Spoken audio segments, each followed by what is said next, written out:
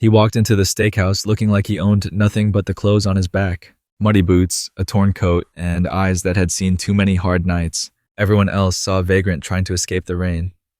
Sarah saw a human being. But when he ordered the most expensive item on the menu, the manager decided to teach him a cruel lesson. What happened next wasn't just a confrontation.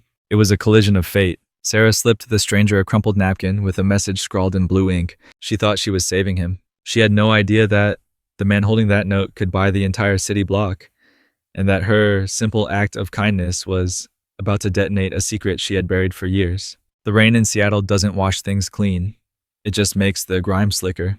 It was a Tuesday night in November, the kind of night that seeps into your bones and makes you question every life choice that led you to standing in orthopedic shoes on a greased tile floor. Sarah Johnson adjusted her apron, wincing as the knot dug into her lower back. She was 34, but under the harsh fluorescent lights of Sullivan's Prime Cuts, she felt 55. Sullivan's used to be the premier spot in the bustling heart of Pioneer Square, a place where tech giants from Amazon and desperate startup founders came to blow their venture capital on dry-aged ribeyes. Now it was a relic. The velvet booth seats were peeling. The brass railings were tarnished, and the management had taken a nosedive straight into the gutter. Table 4 needs refill. Sarah, stop daydreaming, or I'll dock your tips again. The voice grated against her ears like sandpaper. Rick. Rick wasn't just a bad manager.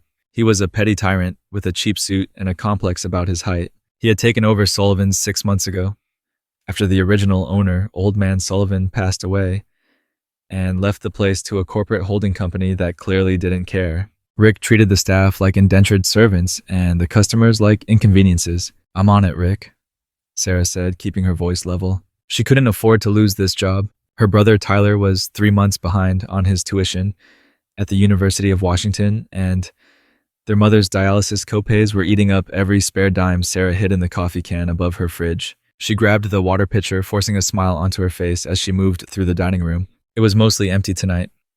A couple of tourists arguing over a map, a regular named Mr. Harris, nursing a scotch, and the persistent drumming of rain against the plate glass windows. Then the heavy oak door creaked open. A gust of wind blew in, carrying the scent of wet asphalt and exhaust.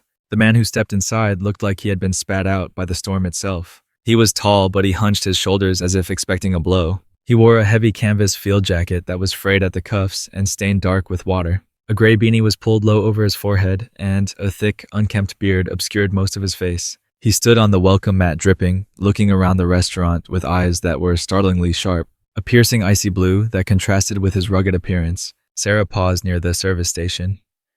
She saw the way the hostess, a college girl named Jessica, recoiled slightly. Jessica looked toward the back office, praying Rick wouldn't come out, but Rick had a sixth sense for misery. He emerged from the kitchen, wiping his hands on a towel, and spotted the man immediately. Rick's face twisted into a sneer. He dropped the towel and marched towards the entrance, his polished shoes clicking aggressively on the floor. "Hey you, Rick," barked, not even bothering with a greeting.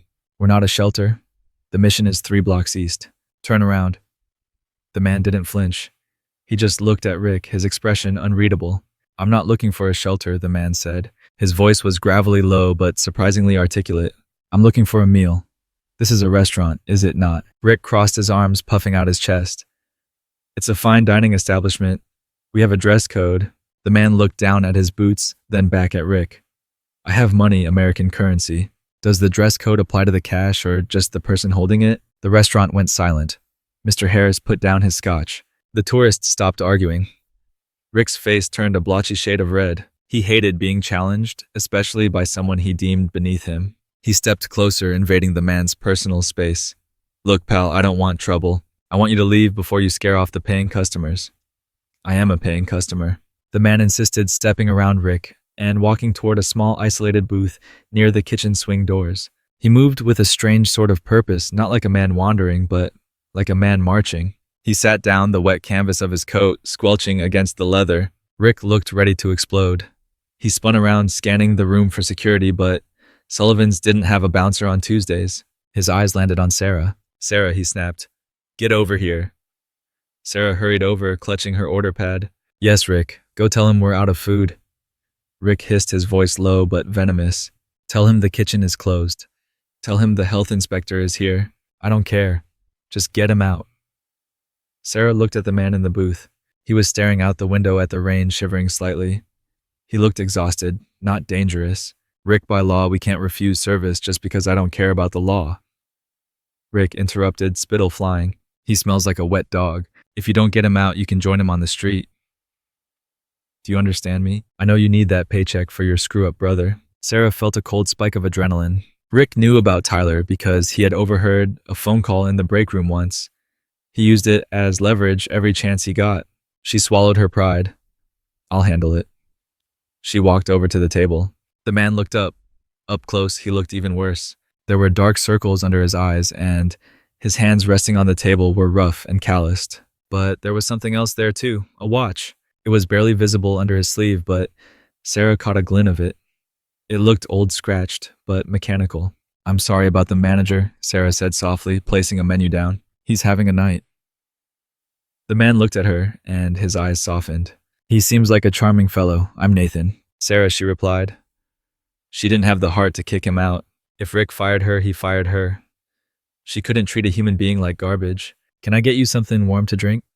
Coffee, tea? Coffee would be wonderful, Nathan said. Black.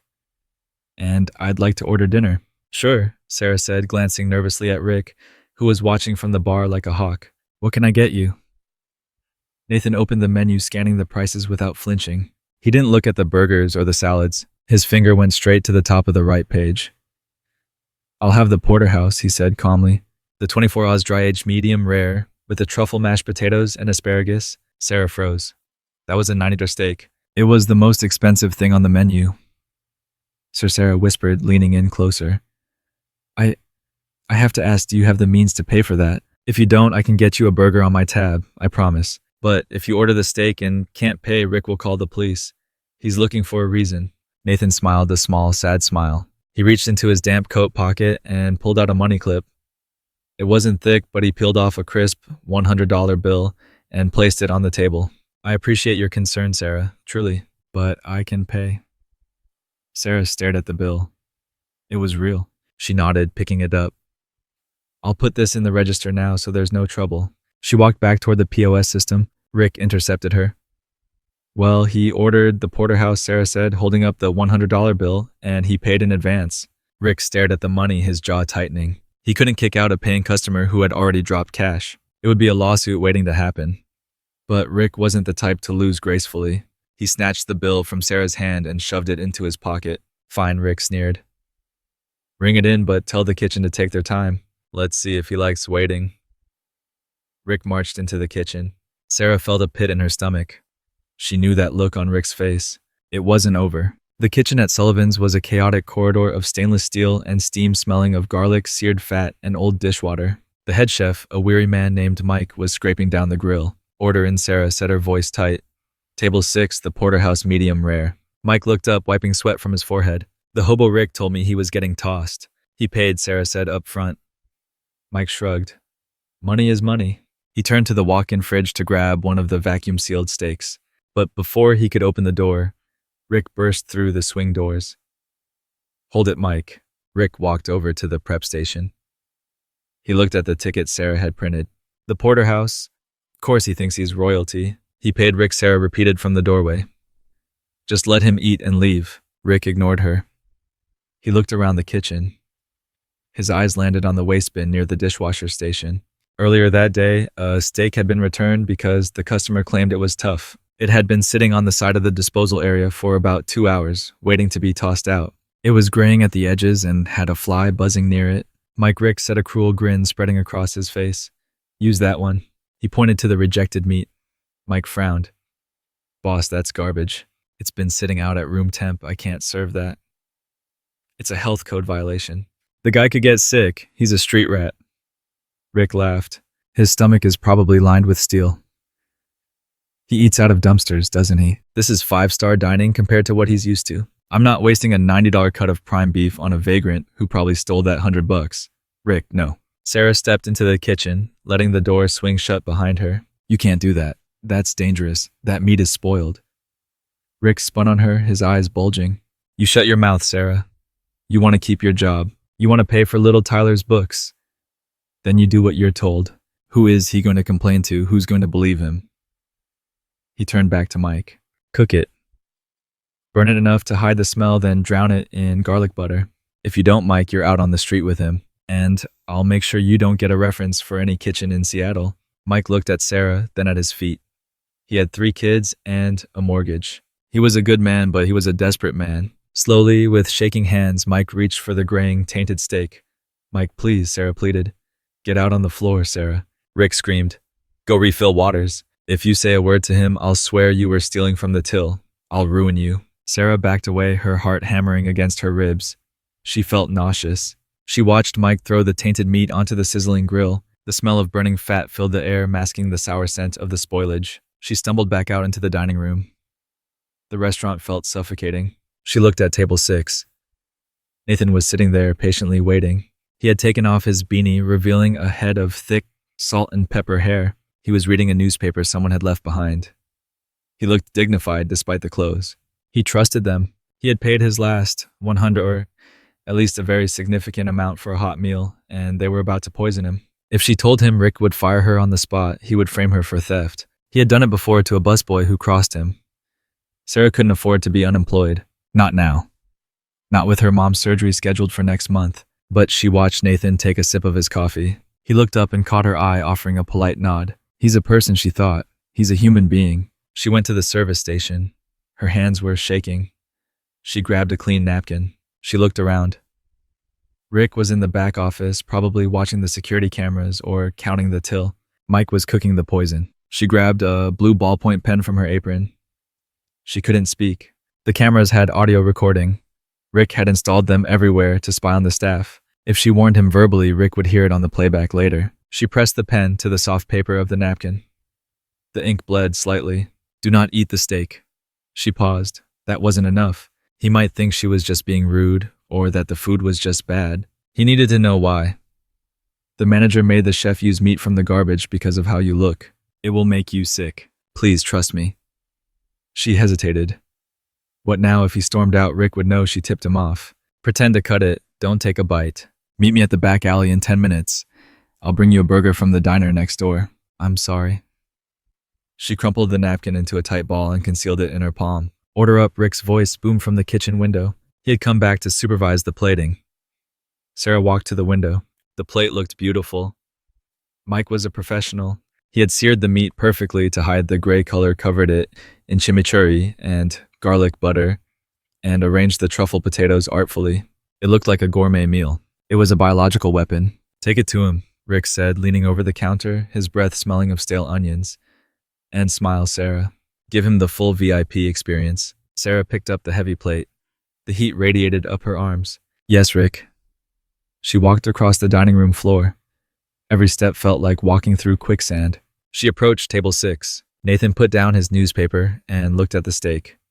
His eyes widened slightly. That looks incredible, he said. My compliments to the chef. Sarah set the plate down. As she adjusted the silverware, she leaned in, using her body to block the line of sight from the bar where Rick was watching. Can I get you anything else, sir? Some steak sauce? She asked loudly for Rick's benefit. Then, with a sleight of hand she had learned from years of hiding tips from greedy shift supervisors, she pressed the crumpled napkin into Nathan's rough hand, which was resting on the table. She squeezed his hand hard once. A signal. Nathan froze. He looked up at her, startled. Read it, she mouthed silently, her eyes pleading. Please. She pulled back, her heart racing so fast she thought she might faint. Enjoy your meal, sir. She turned and walked away, not daring to look back, knowing that Rick was watching every move. She retreated to the waitress station and began frantically wiping down clean glasses, watching Nathan's reflection in the mirror behind the bar. Nathan sat there for a moment, the steam rising from the poisoned steak. He looked at the woman walking away, then down at his hand. He slowly unfurled the napkin in his lap below the table edge. He read the scribbled blue text. Sarah watched in the reflection. She saw his posture change. The tired, slump-shouldered vagrant vanished. His spine straightened, his head snapped up. He looked at the steak, then toward the kitchen where Rick was lurking, and finally back at Sarah. The look on his face wasn't anger. It was something far more terrifying. It was the cold, calculating look of a man who had just realized he was in a war zone. He picked up his knife and fork. Sarah held her breath. Don't eat it, she prayed. Please don't eat it. Nathan sliced into the meat. The knife slid through easily. He speared a piece on his fork. He lifted it toward his mouth. Sarah wanted to scream. Had he not believed her? He brought the fork to his lips and then stopped. He lowered the fork, resting it on the edge of the plate. He picked up his coffee instead, took a long sip, and then reached into his pocket. He pulled out a phone, not a cheap burner phone, but a sleek, high-end smartphone that looked brand new.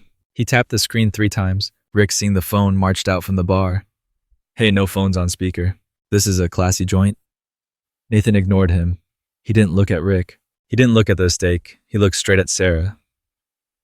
Gave her a barely perceptible nod and then stood up. Is there a problem? Rick demanded, arriving at the table. No problem, Nathan said, his voice dropping an octave, sounding resonant and commanding. I'm just not hungry anymore, but I'd like to speak to the owner. Rick laughed, a harsh barking sound. You're looking at him. I run this place. Now sit down and eat your charity food or get out. Nathan smiled. It was a shark's smile. You run this place? Nathan asked. Good. That makes this much easier. He looked at Sarah again. Sarah, you said meet you in the alley. I think we can skip that. Why don't you bring the chef out here? I have a feeling we're all going to want to hear this. Sarah froze. He wasn't following the plan. He was going rogue. And she had no idea that the man standing in the muddy boots was about to bring the entire roof down on their heads. The silence in Sullivan's prime cuts was heavier than the storm raging outside. The only sound was the hum of the refrigerator compressors and the nervous tapping of Rick's shoe against the tile floor. Rick stared at Nathan. He was trying to reconcile 2 conflicting images. The homeless drifter he had tried to humiliate, and the man currently sitting in booth 6 with the posture of a 4-star general and a phone that cost more than Rick's car. I don't know who you think you are, Rick sputtered, trying to regain control. But you're trespassing. I want you out now, or I'm calling the cops. Nathan didn't even look at him. He held the phone to his ear, his eyes locked on the kitchen door. Yes, Nathan said into the receiver. I'm at the Pioneer Square location, the flagship. It's worse than the report suggested. Much worse. Rick lunged forward, reaching for the phone. Give me that. Nathan moved with terrifying speed. He didn't stand up. He simply caught Rick's wrist in midair. His grip was iron. He twisted Rick's arm slightly, just enough to immobilize him, just enough to shoot a bolt of pain up the manager's shoulder. I wouldn't do that, Richard, Nathan said calmly. I'm on the phone with Harry Stevens, the head of legal for the Aurora Dining Group. You know who that is, don't you? Rick went pale. His knees buckled slightly. Aurora Dining Group was the holding company that had bought Sullivan's 6 months ago. They owned 50 restaurants across the Pacific Northwest. Harry Stevens was the hatchet man, the guy who came in to liquidate assets and fire entire staffs. You're lying. Rick wheezed, trying to pull his arm back. You're a bum. You stole that phone. Nathan released him with a shove that sent Rick stumbling back into a busser station. Nathan put the phone on speaker and set it on the table next to the poisoned steak. Harry, are you there? A voice crackled through the speaker, crisp, authoritative, and terrifyingly clear. I'm here, sir. I'm 2 blocks away with the regional director. We just parked. Do we need the police or just a biohazard team? Rick's mouth fell open. Sarah stood by the service station, her hands pressed over her mouth. She felt like the floor was tilting under her feet. Who was this man? Hold the police for a moment, Nathan said to the phone. But get in here and bring the testing kit. Nathan hung up. He looked at Rick, then at Sarah. Sarah, he said gently, please go get the chef. Mike, tell him if he doesn't come out in 10 seconds, I will personally go back there, and he won't like that. Sarah nodded frantically. She ran into the kitchen. Mike was cowering by the dishwasher, scrubbing a pan as if his life depended on it. Mike, you have to come out, Sarah hissed. I can't. Mike whispered, sweat dripping off his nose. Rick will kill me. The man knows Mike. He knows everything. He's someone important. He's calling people. If you don't come out, you're going to go to jail. Mike looked at the grill, then at the door. He wiped his hands on his dirty apron and followed Sarah out, walking like a man marching to the gallows. When they returned to the dining room, the atmosphere had shifted from tense to suffocating. Rick was pacing, sweating profusely. Nathan was still sitting, staring at the steak. So Nathan said, looking at Mike, You're the chef. Yes, sir. Mike stammered. Did you cook this? Nathan pointed a calloused finger at the porterhouse. Mike looked at Rick. Rick's eyes were wide, signaling him to shut up. I asked you a question, Nathan barked. The volume was sudden, making everyone jump. Did you cook this? Yes, Mike whispered. And where did the meat come from? It's prime beef, sir. Rick interjected, his voice high and pitchy. Top shelf, dry aged for 28 days. Nathan picked up the steak knife. He didn't cut the meat. He poked the center of it. It smells like sulfur and rot masked by garlic. A clever trick one used by dishonest butchers in the 1920s. My grandfather used to tell me about it. He looked at Mike. If I take a sample of this meat to a lab, what will I find, Mike? Will I find E. coli salmonella? Will I find that this meat was pulled from the waste bin? Mike broke. He covered his face with his hands. I didn't want to. He made me. He said he'd fire me. I have 3 kids. You shut up. Rick screamed, lunging at Mike. You liar. You're trying to frame me. Sit down, Richard. Nathan stood up. He rose to his full height, 6'3", of imposing raw anger. He shed the demeanor of the homeless man entirely. Sit down. Rick collapsed into the chair opposite him. At that moment, the front door of the restaurant burst open. 2 men walked in. They were dressed in charcoal suits that cost more than Sarah made in a year. They didn't look at the decor. They looked at the threats. The first man was older, silver-haired, carrying a leather briefcase. This was Harry Stevens. The second was younger, holding a bulky silver case that looked like medical equipment. Sir Harry said, nodding to Nathan. He didn't look at the dirty coat or the mud on Nathan's boots. He looked at him with absolute deference. Harry, Nathan said, secure the perimeter, lock the front door, put the closed for private event sign up. I don't want any more innocent people walking into this death trap. Done, Harry said, signaling the younger man, who immediately went to the door and flipped the lock. Rick was trembling now. Who are you people? Harry walked over to the table. He looked at Rick with the expression one might reserve for a cockroach on a wedding cake. I am Harry Stevens, General Counsel for Aurora Dining. And this, he gestured to the man in the dirty coat, is Nathan Blackwell. The name hit the room like a physical blow. Sarah gasped. Even Rick stopped breathing for a second. Nathan Blackwell, the recluse billionaire. The man who had started with a single coffee cart in Seattle 20 years ago and built a hospitality empire that spanned 3 continents. He was a ghost in the industry, rarely photographed, never interviewed. Rumors said he had vanished after his wife died 5 years ago. Some said he was crazy. Some said he was living on an island in the Mediterranean. Nobody said he was sitting in booth 6 wearing a thrift store beanie. Blackwell, Rick whispered. No, that's impossible. You look like a bum. Nathan finished the sentence. Like trash. Like someone you can poison because you think no one will miss them. Nathan reached up and pulled the beanie off his head. He ran a hand through his hair. He reached into his coat and pulled out a small packet of wet wipes. Methodically, he began to wipe the grime from his face makeup. Sarah realized the dirt on his cheeks was theatrical grease paint. The beard was real, but he groomed it quickly with his fingers. Underneath the mask, the sharp angles of his face were undeniable. It was him. I like to visit my investments, Nathan said, his voice cold. I like to see how my managers treat the least among us. Because how you treat a man who can't do anything for you, that tells me everything I need to know about your character. He pointed to the younger man with the silver case. Test the meat. The man opened the case, revealing swabs and chemical vials. He approached the steak. Wait, Rick shouted. Wait, listen, Mr. Blackwell. You don't understand. It was a mistake. A mix-up in the kitchen and the waitress, Sarah. She brought it out. She knew she conspired with the chef. I tried to stop them. Sarah felt the blood drain from her face. Rick was going to take her down with him. No, that's not true, she cried out. She hates me, Rick yelled, pointing a shaking finger at her. She's been trying to get me fired for months. She served the poison. She's the one who put the plate on the table. Harry Stevens turned his cold eyes toward Sarah. Is this true, miss? Did you serve the food? Sarah stuttered, tears welling up. I did, but she admits it. Rick crowed, seeing a lifeline. She served it. It's her fault. Fire her, arrest her. Nathan watched the scene unfolding. He watched Rick's desperate flailing. He watched Sarah's terror. Slowly, Nathan reached into the pocket of his dirty field jacket. You know, Rick, Nathan said softly, there's one thing I hate more than incompetence. It's cowardice. He pulled his hand out. In his fist was the crumpled white napkin. When Sarah served me this meal, Nathan said, smoothing the napkin out on the table, she did something that you clearly didn't anticipate. She had a conscience. He spun the napkin around so Harry and Rick could see it. The blue ink was smudged, but the message was legible. Do not eat the steak. The manager made the chef use meat from the garbage. Rick stared at the note. The color drained from his face until he looked like a corpse.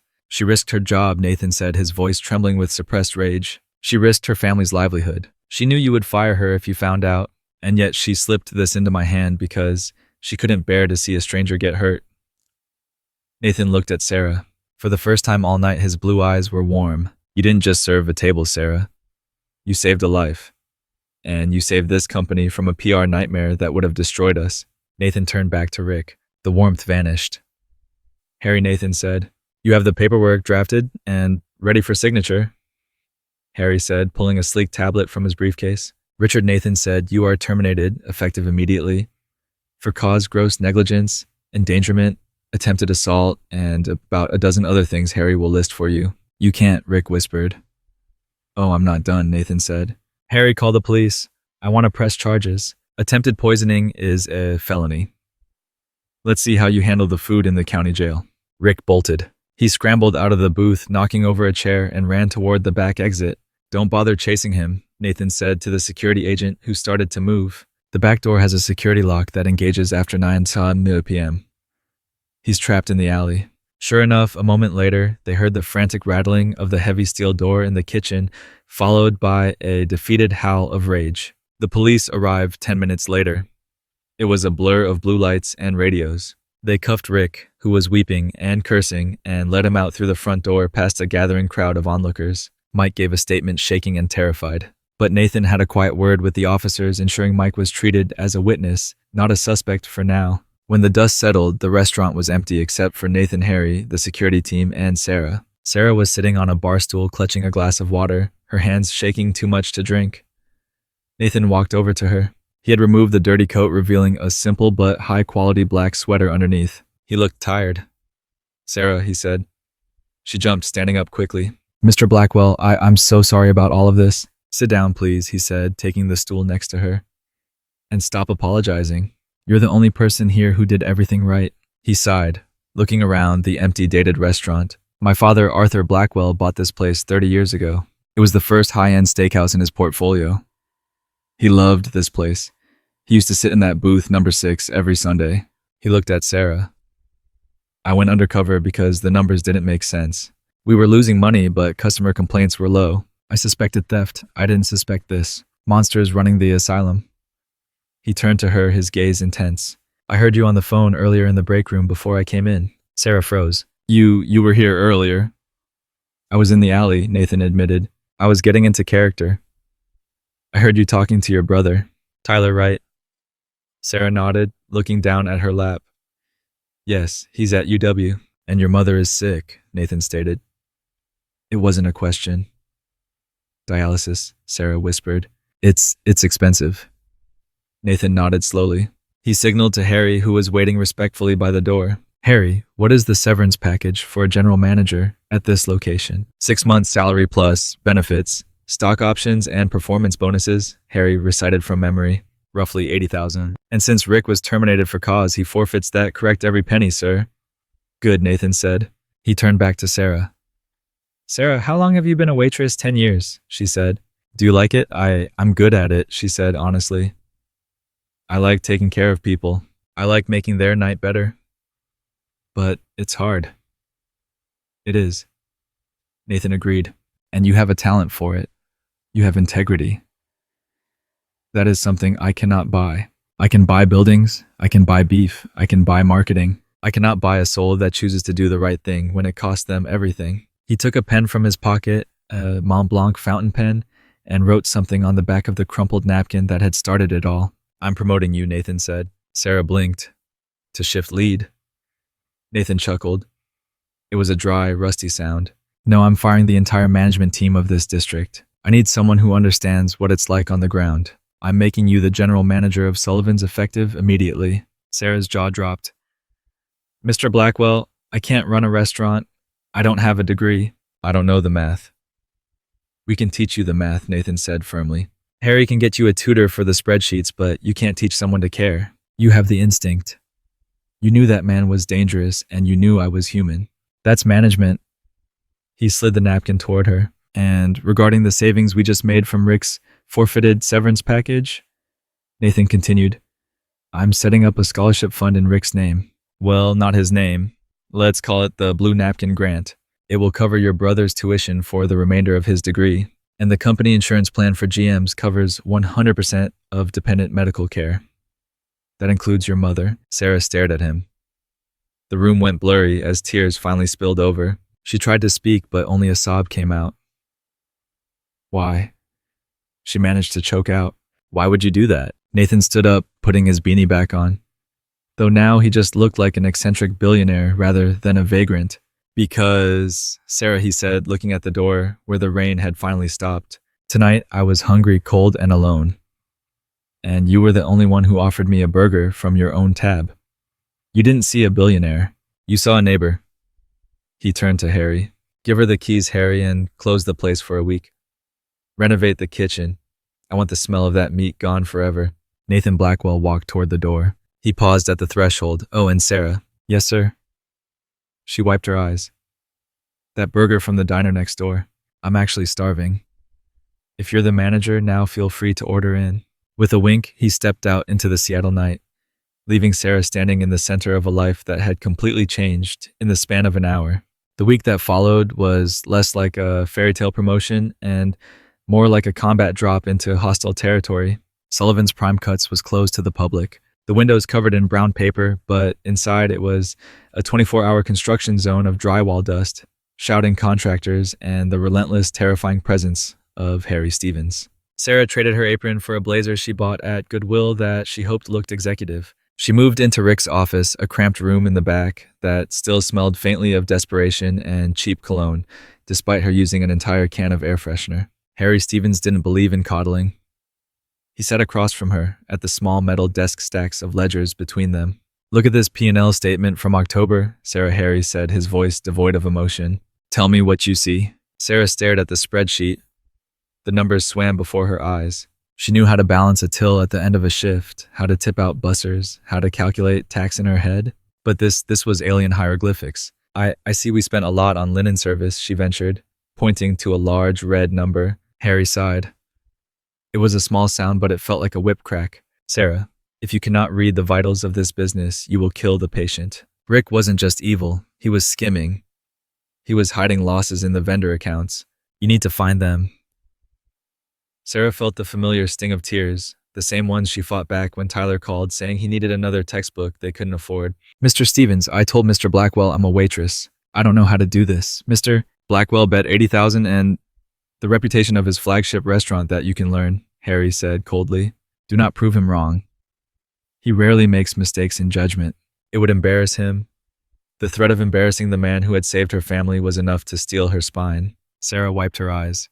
"Show me again." From the beginning, while she battled the spreadsheets upstairs, the downstairs was a minefield of personnel issues. The staff was in shock. Jessica, the hostess who had recoiled from Nathan, was now terrified of Sarah jumping whenever Sarah entered the room. Then there was Mike. On day 3 of the closure, during a walkthrough of the gleaming new stainless steel kitchen, Sarah found Mike standing by the new convection ovens. He wasn't working. He was just staring at his reflection in the metal, Mike, Sarah said. He flinched violently. "General Manager." "Sarah." "Ma'am." He didn't know what to call her. His eyes were red-rimmed. He hadn't slept. "We need to talk about Tuesday night," she said. Mike looked at the floor. "I know. I'm fired. I get it. Just please, if you could talk to the police for me. Rick said he'd ruin me, but I only did it because you were afraid." Sarah finished for him. "I know. I was afraid too." She looked around the kitchen. Rick was a disease in this place. He made us all sick. He made us compromise things we shouldn't have. But Mike, you still put that meat on the grill. Mike nodded miserably. "I know. I can't fire you," Sarah said.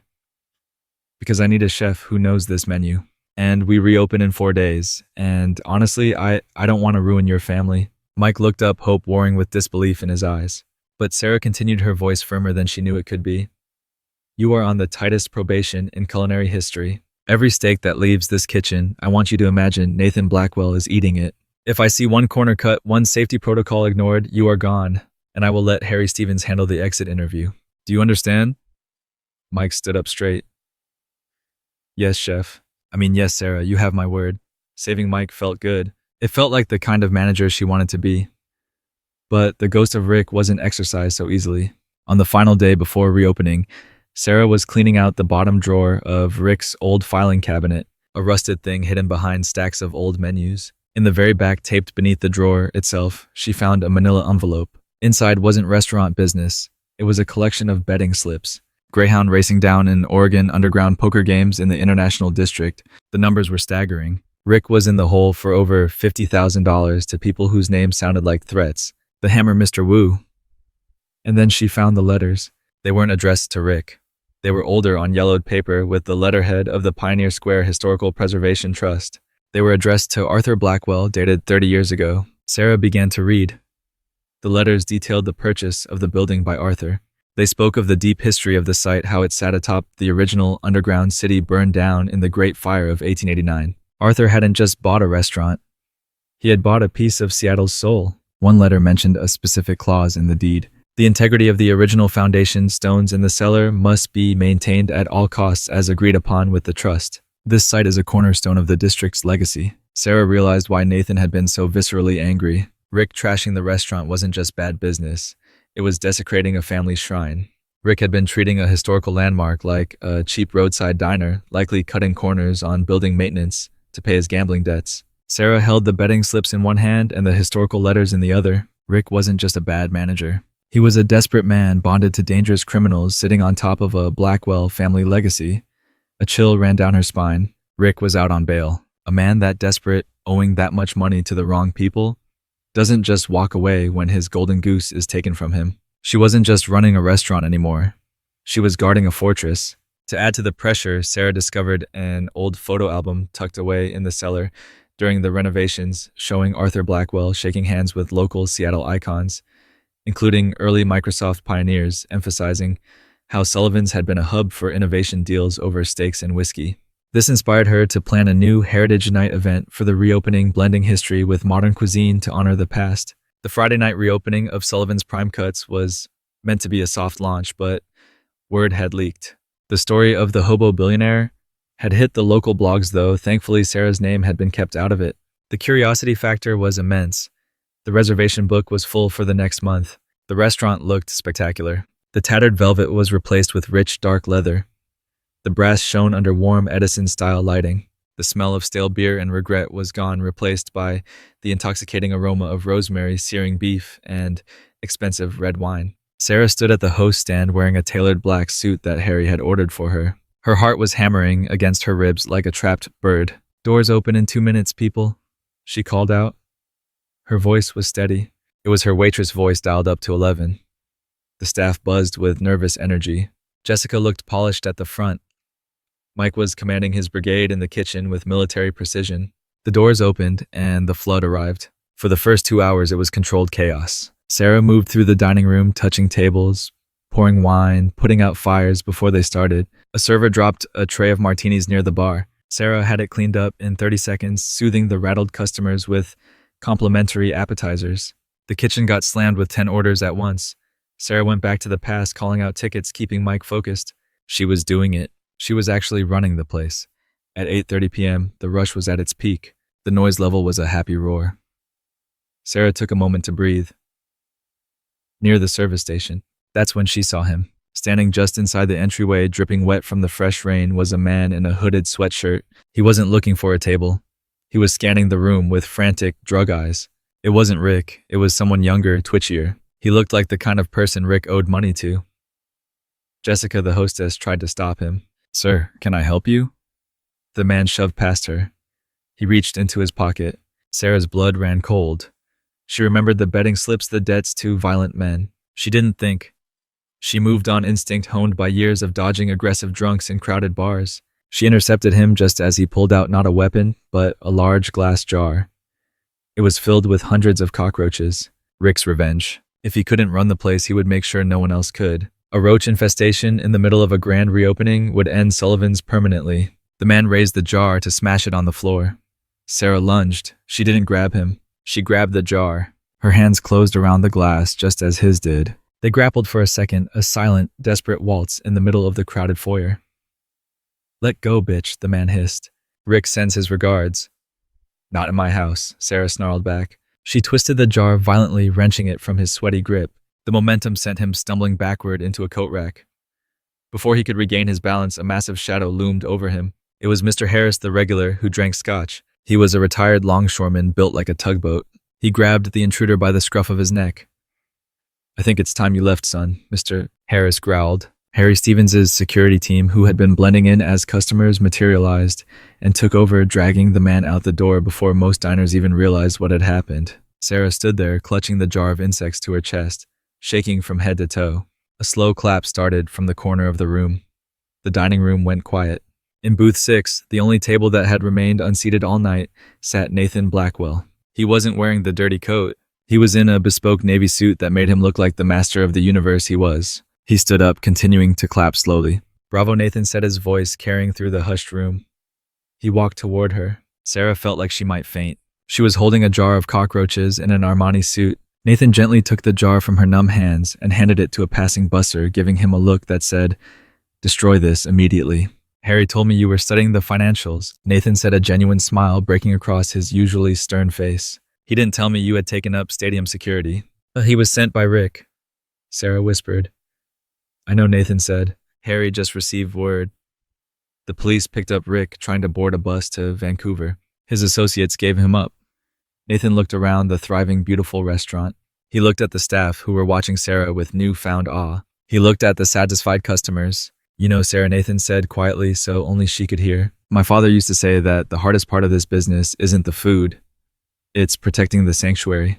People come here to escape the storm outside. It's our job to keep the storm out." He glanced toward the door where the intruder had been ejected. "You kept the storm out tonight." He gestured toward booth 6. "Now, General Manager Johnson, I believe I reserved a table, and I hear the porterhouse is excellent here when prepared correctly. Care to join me?" Sarah looked at the booth where it had all started 5 days ago. She looked at the man who had changed her life with a scribble on a napkin and whom she had saved with the same. She straightened her blazer. She took a deep breath, letting the fear finally drain away, replaced by a bone-deep exhaustion and a profound sense of pride. "Right this way, Mr. Blackwell," Sarah said, leading him to his father's table. "I'll have the chef prepare it specially for you." What an incredible journey. Sarah went from a waitress terrified of losing her electricity to the general manager of a multi-million-dollar restaurant, all because she refused to let a stranger suffer. It just goes to show that true power isn't about money or status. It's about integrity when no one is watching or when everyone is watching. Rick tried to use his power to hurt, and he lost everything. Sarah used her small amount of power to help, and she gained the world. If this story moved you, if you believe that kindness always comes back around, please smash that like button. It really helps the channel. Share this video with someone who needs a reminder that good people still win in the end. And don't forget to subscribe and ring the notification bell so you never miss another incredible real-life drama.